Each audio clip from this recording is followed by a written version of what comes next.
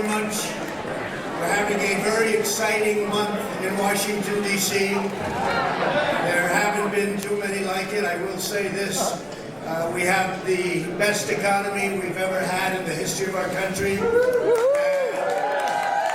The stock market, as you probably have heard, all those 401ks and all of those jobs out there, the stock market just hit a brand new high.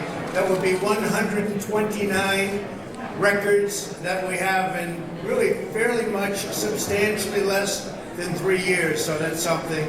Our country is doing really great. I want to thank everybody for being here. I want to thank our great Vice President and Karen for being with us. Joining me now, Judge Andrew Napolitano, Fox News senior judicial analyst. These are moments in history, Judge. When you take a look at what's going on here, there's quite a dichotomy. Well, the president is doing what presidents should do when they have troubles up on Capitol Hill, which is be presidential.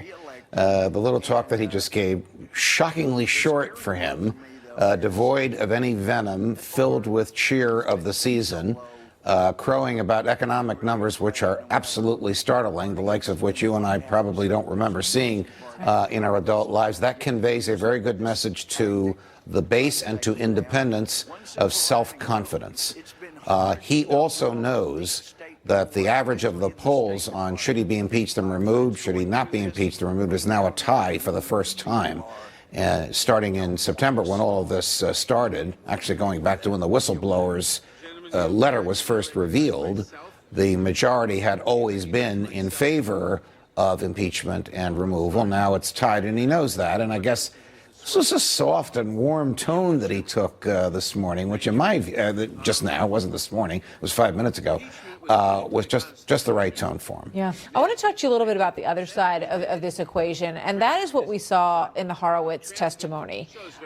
There's another segment of this story that I think the opinion on turned in a fairly significant way after the Horowitz testimony. And yet you have the Attorney General Bill Barr being lambasted today by Eric Holder for essentially saying that he thinks that there were problems with the way the FBI handled it. Here's what he wrote in an op-ed. He said that Bill Barr needs to be removed, that he is unfit to lead. It says Barr has made a series of public statements and taken actions that are so plainly ideological, so nakedly partisan, and so deeply inappropriate for America's chief law enforcement official. What do you say? I was quite surprised to hear that. I mean, first of all, there's an unwritten rule that attorneys general do not criticize their successors.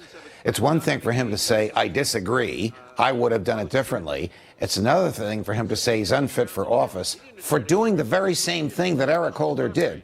Look, I've been critical of Bill Barr, and I've heard back from them, too, as you may know, and I think my criticisms are valid. But I've never suggested he's not competent to hold office. That is about the most extreme thing that Attorney General Holder could say. For what? For being too loyal to the president? This from an Attorney General who said, Barack Obama, I'm his wingman. I'll take a bullet for him. A nice thing to say, but that's hardly a neutral law enforcement officer. And he also suggested, many times just how warm their friendship was between the president and President Obama and Eric Holder, and said, that he was his wingman. I don't know if, President Trump and Bill Barr like hang out together and if they're really good buddies. But what I do know is that the emphasis of what Bill Barr talks about is much more on the side of what he sees as egregious behavior in an investigation than it is about discussing specifically the behavior of the president. Just play this from the NBC interview the other day. Watch this.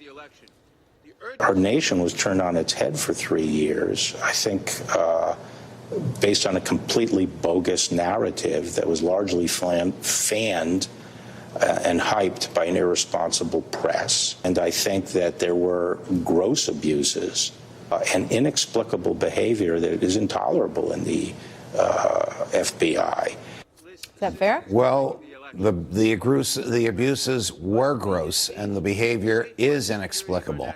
Part of it is the structure of FISA, which allows awful things to go on in secret, and FBI agents know that because there's no defense lawyers there and because the records will never come out, they can get away with almost anything they want. It's the gullibility of judges and their lack of fidelity to the Constitution. But we have not seen a FISA application or a FISA process examined like this one. And when you have documents falsified, information not verified, information that is grossly misleading to judges, the Attorney General has the right and the duty to complain about it. Some FBI egos are going to be bruised, but some FBI behavior was unacceptable in a free society. Judge, you wrote a piece on that today, calling for the end of the FISA court, and it's going to be very interesting after these abuses that we've seen to see whether or not that indeed is where this goes. Quickly, if you can.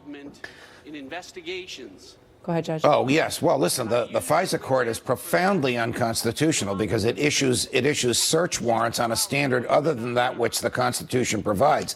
But just as bad, it has corrupted FBI agents because they know that whatever they tell a judge when they're getting a regular search warrant is going to be scrutinized by the lawyer for the person they're searching. But when they go to FISA, the lawyer will never see it. The defendant may never know it. You interviewed Carter Page the other night. He didn't even know that they were taking down everything. More about it than we knew before. That's for sure. And we're going to see if we see some reform and changes in it. Judge, thank you. Pleasure, Good to see Martha. you. Thanks.